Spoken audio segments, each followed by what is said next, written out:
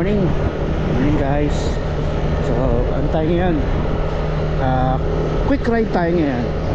So, date ngayon is January 4, oras 10 AM. So, nalita ko ng ride out. Ako nagising ng maaga.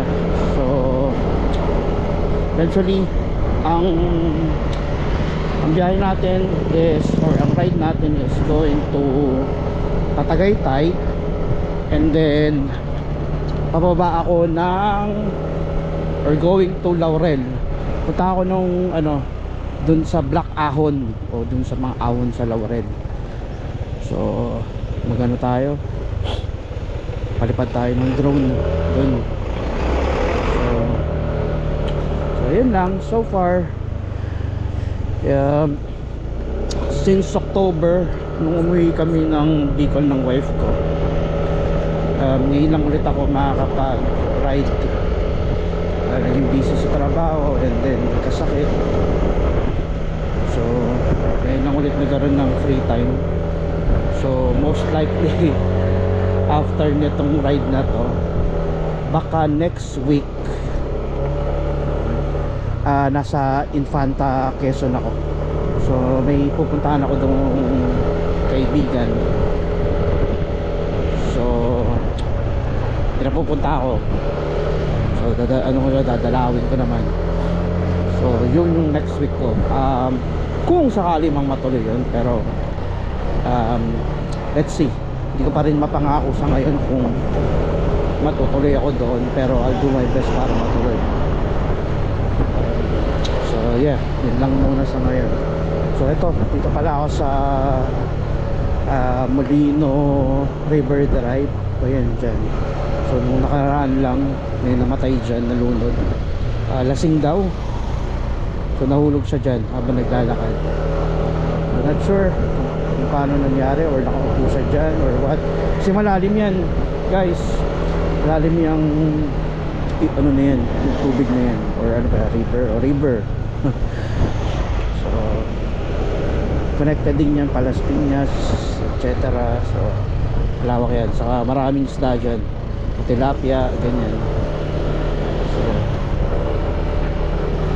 kawawa naman yun. Parang ang namatay yata yun December 30 pa o 31 o auno na miss na. So not sure pero yun, ano siya, nakuha siya mga naka Coast Guard yata yun or something, mga naka scuba dive, paano ba, scuba diving equipment. So yun. So yan, enjoy muna tayo. So chill ride lang to. So sana makasama yung panahon. Alam ko na maulap sobra. So not sure Tagaytay, kasi kanina dito sa amin sa Molino, kaninang umaga, actually nagising naman ako ng mga bandang alas 7. Ano siya, makulimlim, maulap. Tapos mga bandang 8:30 or 9 bago maaraw. Ito ganito, maaraw pero maulap. So not sure kung Tagaytay, hindi ko alam sure kung anong weather niya, pero tingnan natin. Try ko munang enjoy lang tong araw na to, kahit solo lang tayo sa ngayon. Hopefully next time kasama tayo para mas masaya pa rin kapag kasama mo yung mga friends mo, diba? So ngayon solo lang muna tayo. So yun, update ulit ako maya guys. So medyo malayo pa tayo mas malayo pa. So oras pa abutin nito. So update ulit ako siguro kapag nasa hindi bandang Paliparan na ako or what. So let's see, siguro mag-shortcut ako pa silang, sabay silang na ako lalabas, sa looban ako dadaan. Kaya lang para lang, chill lang. So iwas muna ako sa main highway. So yun na guys, palita ako ulit mamaya. Update muna ako. Dito na ako sa may Daang Hari. shortcut na ako pero ang daan ko pa Paliparan, and then shortcut papuntang sila. So later na lang guys. Ano na tayo, tapos na pala ako ng Paliparan sa may parang sentro nila sa may Jollibee. So mga 3 to 5 minutes base sa takbuhan ko. Ano na ako, kakanan na ako sa ano, namunta ko yung pangalan nung ano kalsada, pero yung pinakadulo nito. So pag kumaliwa ka ng GMA or punta ng other part ng Cavite, kumanan ka papunta ng Aguinaldo Highway. So kakanan ako, pero hindi ako mag-Aguinaldo Highway. So mag-shortcut ako, or rather maglo-long cut ako. Ang daan ko pa silang, so doon ako dadaan. Wala lang, kaya gusto ko lang alam mo yun, mag-ride lang talaga, chillax lang muna. At alam mo yun, stress nakakatrabaho. Gusto ko namang ipahinga lang muna yung utak ko kahit ngayong araw lang na to. Maraming nagaganap, so kailangan lang natin mag-chillax muna. Then after nito, back to reality. So yun, medyo madilim ang kalangitan, ulap, medyo may dim. Hoping na sana ganyan lang siya, hindi siya umulan, para ma-enjoy kayo ng Sunday. Pagpalipad tayo ng drone, yun.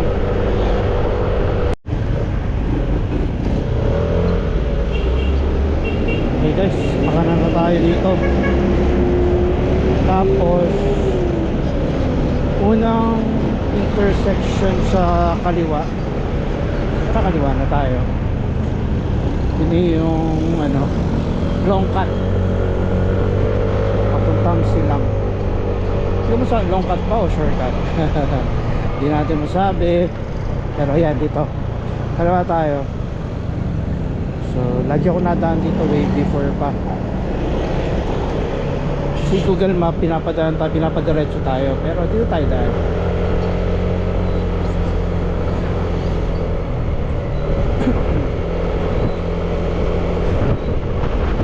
Dito alam ko na yung kabisado ko na yung daan dito. Ang hindi ko lang kabisado is after bumaba ng ano, doon sa may circle, yung pababa doon, nakalimutan ko yung pangalan ng daan, basta yung pababa, diba yung sa kabila yung Sungay Road, ay Talisay Road, ano, Talisay ba, Sungay Road ba, basta yun, nakakalimutan ko. So pasensya na talaga guys, makakalimutin talaga ako sa pangalan ng mga daan, but yun nga, basta yun, dun sa may circle sa Tagaytay, yung pababa doon, yung daan pababa doon ako dadaan.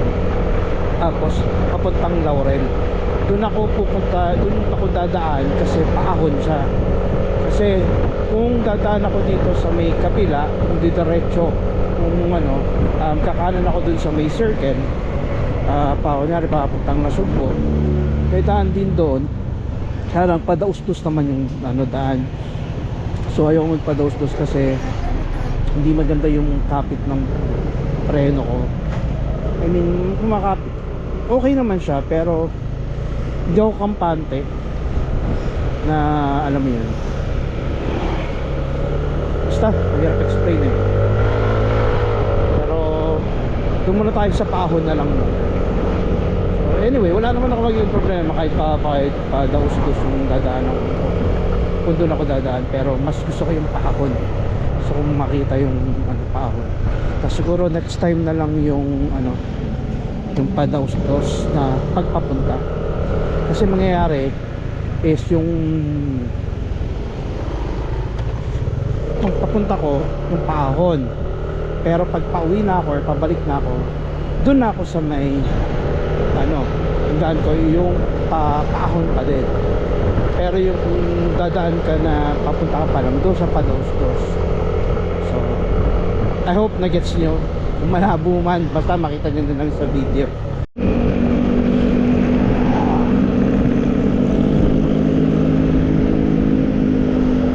Ricardo Highway na ulit tayo. Silang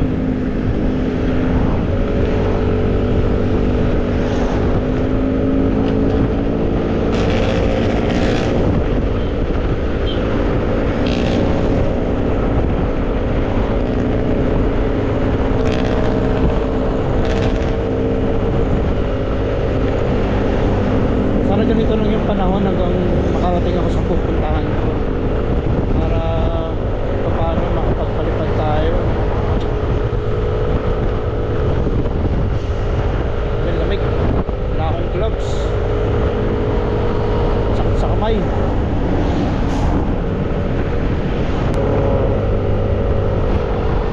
Ano tayo,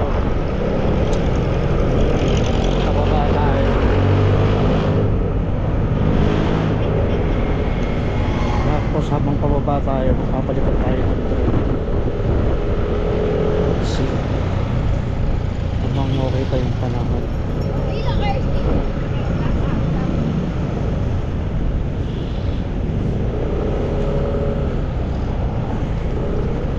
Mas malambot pala yung gulong ko sa harap. Sakto pag minuto magdagdag tayo ng hangin.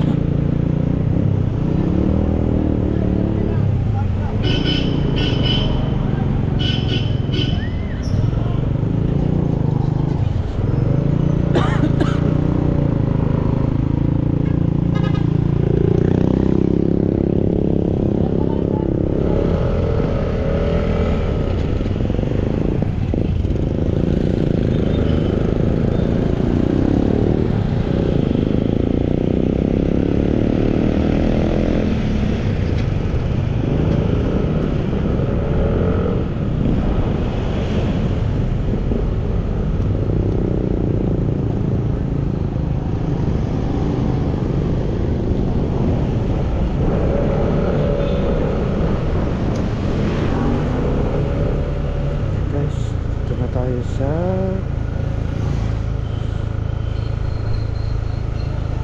right checkpoints. Yun o, ganito o. So malipad tayo banda dun.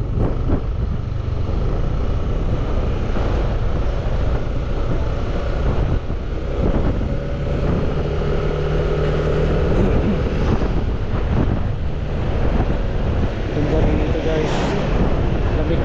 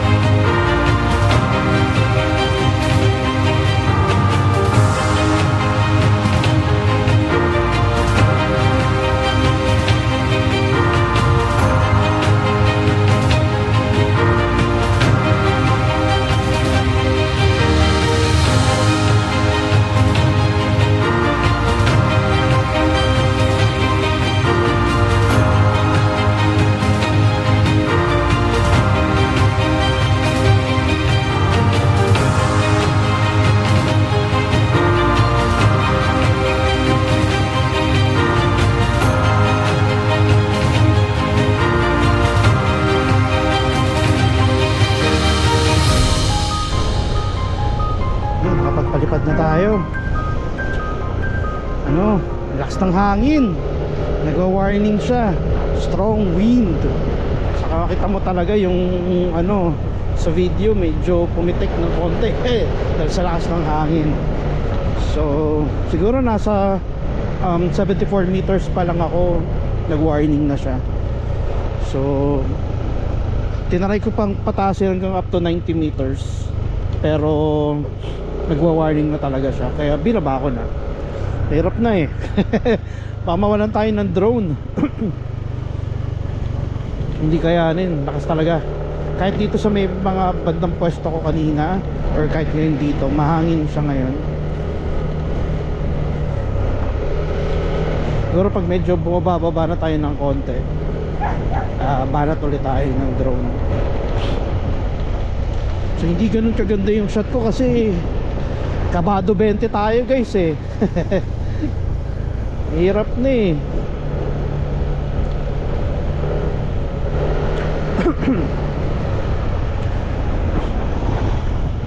Pero yun ang risk ng ano eh, ng drone eh. So hindi mo siya ma-enjoy kapag lagi kang takot, pero dapat alam mo kung ano yung limit, especially kung malakas ang hangin. Eventually talaga mahirap na, baka mag fly away yung drone or bumagsak yung drone, either or, diba? So yun naman yung ayaw kong mangyari. So syempre, diba, gusto kong ma-enjoy yung drone. Kakabili ko lang sa drone ko nung November lang, syempre, diba? So enjoy muna natin, huwag na muna tayo mag take a risk. So marami pa namang panahon na pwede tayo mag drone na hindi malakas ang hangin. So hindi lang maganda ang weather talaga ngayon, so, sobrang mahangin ngayon. Pero siguro most likely naman sa mga susunod natin na rides, mas magiging okay yung panahon, so mas magiging masaya. But for now, ganda tayo. Then check natin doon sa may bandang baba, palipad ulit tayo banda doon kapag okay yung hangin. And then let's see.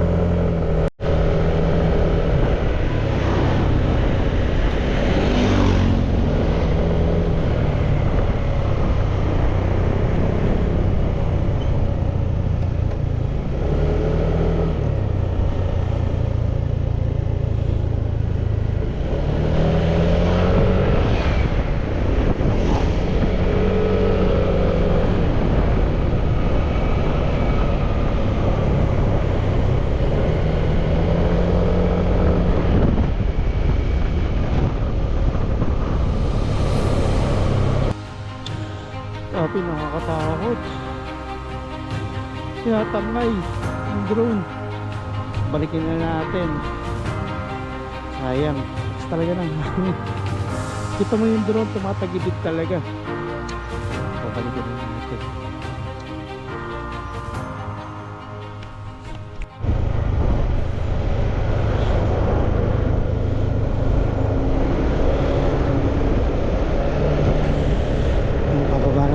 Lapit na tayong Kumanan. So 150 meters kanan na tayo. Sayang, mahangin talaga. Ang daming spot na pwede ako magpalipad, kaya kanan na tayo dito. So dami talaga, dami kong pwedeng paliparan, kaya lang hindi ko magawa dahil ang lakas talaga ng hangin. Tinatangay talaga yung drone.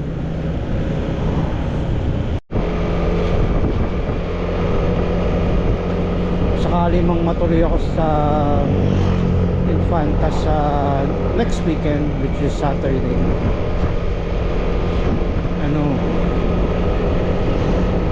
sana maganda yung panahon, hindi makulimlim or siya mahangin, para makapagpalipad tayo ng maayos. Talagang paulit-ulit ako, ang dami sanang spot. Pinadaanan pa ako kanina, super ganda, ako makapagpalipad kasi sobrang lakas talaga ng hangin. Masyadong risky kung papalipad ako.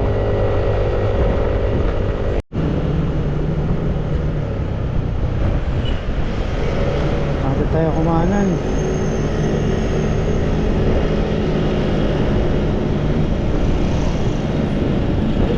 Kanan na tayo dito guys.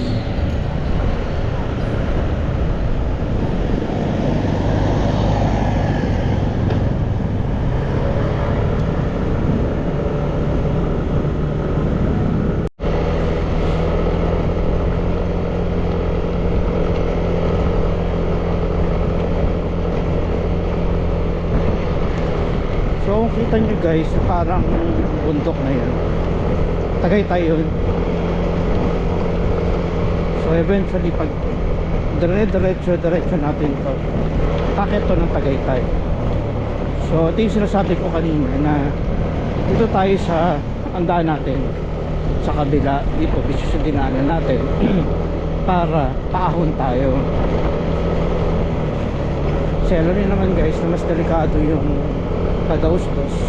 So since first time ko to na pupunta rito, gusto ko nang makita yung gaano katarik yung daan, diba? Para next time, diba, alam natin yung sasabakan natin. Ganda guys dito, ganda oh.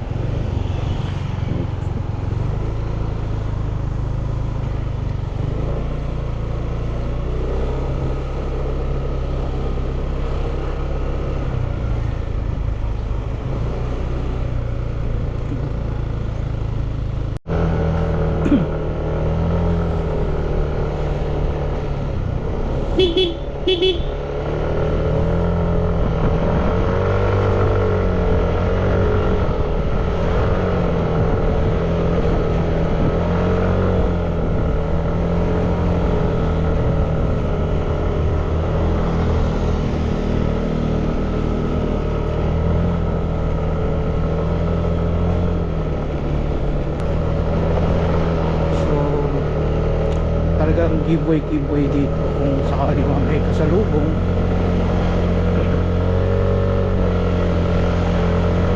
So malapit na rin tayo pa sa taas, Tagaytay. Kaya talaga ako makapagpalipad, natakot talaga ako. Ang ganda saan, sayang. Anyway, there's always naman na diba, second time pag makabalik ako dito.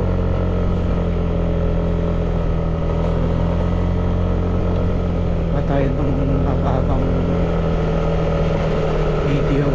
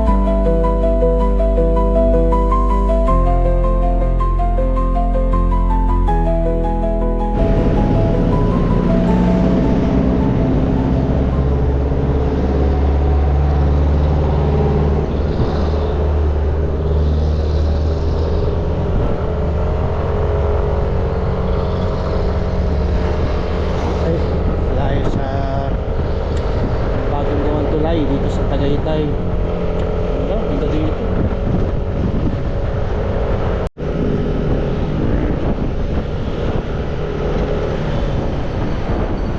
Sky Ranch tayo guys. Ayun, traffic dito. Mamasyal.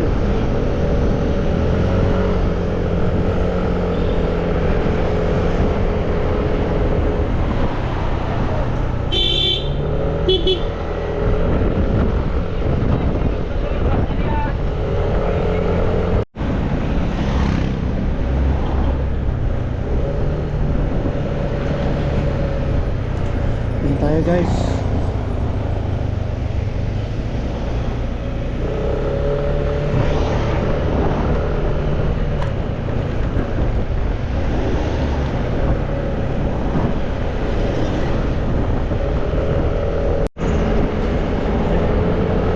Silang na tayo ulit guys. Wala hindi ko na tinuloy. Next time. Grabe yung traffic nag-shortcut na nga ako para makawalabas ako dito sa papasok ng silang. Grabe, as in grabe yung traffic. Masasayang ang oras ko, uubos ang oras ko. Biyahe pa lang. So I think guys, dito ko na lang din puputulin yung vlog natin. Actually alam nyo naman na to yung pawi sa amin. So hindi ako naman sayangin yung sobra yung oras nyo. So maraming salamat kung sakaling man pinanood nyo to, kahit na alam nyo hindi gusto sa panlasa nyo, pasensya na. At yun nga, hopefully next time makuha ko man lang yung kahit konting panlasa nyo. So yeah, ito medyo build up naman. So again, maraming salamat sa mga nanood mula umpisa hanggang sakaling tinapos nyo. Maraming salamat. So ganito na lang muna guys.